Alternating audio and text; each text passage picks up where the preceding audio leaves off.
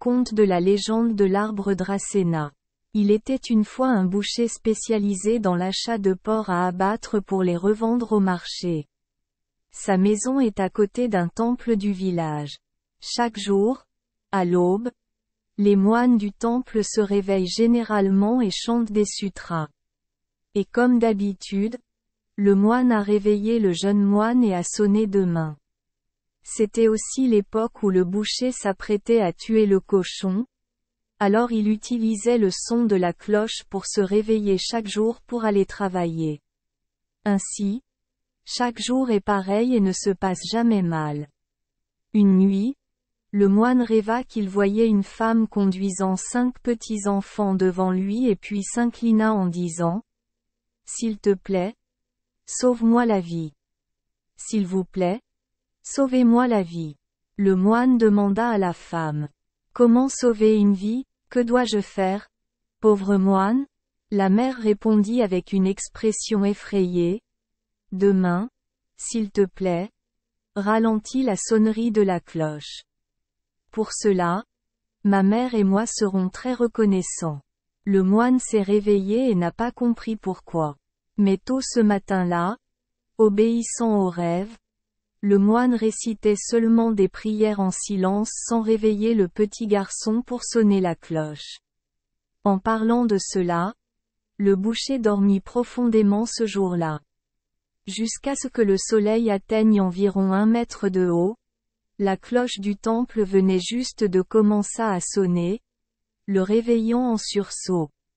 Voyant qu'il était midi passé, il n'osa pas tuer le cochon comme d'habitude, car s'il l'abattait, lorsqu'il l'apporterait au marché, il ne pourrait pas le tuer. Le marché était plein de monde. En colère de manquer un marché, il se précipita au temple pour blâmer le moine. Le moine évoqua alors l'histoire du rêve de la nuit dernière pour expliquer aux voisins que ce n'était pas de sa faute. Mais quand il marchait de retour à la porcherie de sa maison, le boucher fut surpris de constater que la truie qu'il avait achetée hier et destinée à être abattue le matin même, avait donné naissance à 5 porcelets. À la fois heureux et effrayé, il raconta à tout le monde cette étrange chose.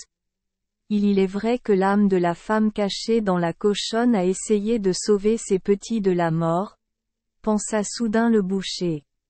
Il vit que ses mains étaient tachées du sang de tant de vie. Dans un moment d'extrême regret, il attrapa un couteau à gourde et courut au temple pour confier ses sentiments au moine. Il a résolument planté son couteau dans la cour du temple, jurant devant l'autel du Bouddha de se retirer désormais. On ne sait pas ce qui est arrivé au boucher après cela, mais son couteau s'est naturellement transformé en un arbre aux feuilles rouges, sanglante et tranchante comme un couteau de gourde. Les gens l'appellent encore 1. Archéologie. L'histoire ci-dessus est probablement influencée par les enseignements bouddhistes, elle est largement diffusée par la population. Peut être comparée à l'histoire de la vengeance du serpent, numéro 158, volume 4. Dans le dictionnaire national, l'histoire ci-dessus est racontée et le moine est le père d'une personne du village de Luxa, district de Chan Phuc, c'est-à-dire Nilok, Nguyen. Nométrie. À la fin de la vie de Tran, il n'a pas réussi l'examen, alors il est devenu moine et est devenu moine dans le temple du village, prenant le nom de Maître Zen Oanam. Après avoir arrêté de sonner la cloche pour sauver la mère et l'enfant de la femme de son rêve, le moine a dépensé de l'argent pour acheter ce troupeau de porcs au boucher et les a relâchés dans la forêt. Plus tard, le moine fut tué par un tigre et les termites formèrent un tombeau. Mais les descendants du moine occupèrent désormais une position très élevée à la cour d'Ul. Le scribe de l'histoire voulait dire que c'est grâce à la mystérieuse gratitude du cochon et de sa mère que cela s'est produit. Une légende sur Nguyen Nguyen a également un contenu similaire. Nguyen Nguyen, père du poète Nguyen Du, est revenu une fois jouer dans sa ville natale. Une nuit, il rêva qu'une femme venait lui demander de l'aide. « S'il te plaît, sauve-moi la vie. Je suis enceinte. C'est grâce à toi que je peux avoir un bébé en bonne santé. » Au réveil, il n'a rien compris. Mais soudain, j'ai vu quelqu'un venir me donner une très grosse carpe qui venait d'être capturée dans un filet médicinal. En voyant le poisson enceinte, il se souvint de son rêve d'hier et ordonna immédiatement à sa famille de le relâcher dans la rivière. Cette nuit-là, j'ai rêvé qu'une certaine femme venait me remercier. Depuis lors, la famille tiendienne a pour habitude de s'abstenir de manger de la carpe. 1. D'après le récit des nordistes.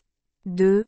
D'après la généalogie de Trung Can Kong à Tiendienne, à Tin.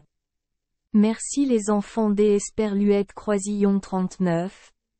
Avoir écouté des contes de fées au jour Esperluette Croisillon 39. 8. Espérons que les histoires apporteront aux enfants des moments heureux et significatifs. Si vous aimez notre chaîne, veuillez appuyer sur le bouton S Esperluette Croisillon 39. Abonner, pour ne manquer aucune histoire intéressante. Je vous souhaite une bonne nuit de sommeil et de beaux rêves.